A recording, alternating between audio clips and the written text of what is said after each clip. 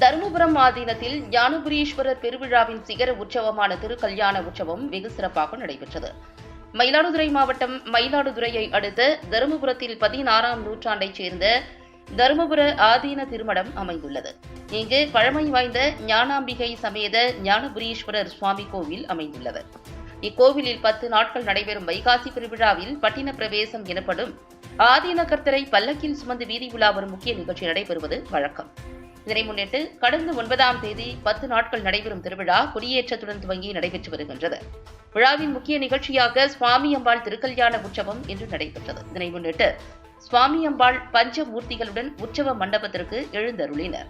அங்கு பொதுமக்கள் சீர்வரிசை எடுத்து வர தருமபுரம் ஆதீனம் 27வது குருமகா சன்னிதானம் ஸ்ரீ மாசிலாமணி தேசிக ஞானசம்பந்த பரமாச்சாரிய சுவாமிகள் முன்னிலையில் சிறப்பு ஹோமங்கள் வளர்க்கப்பட்டு மாங்கல்ய தாரணம் செய்யப்பட்டு திருக்கல்யாணம் நடைபெற்றது.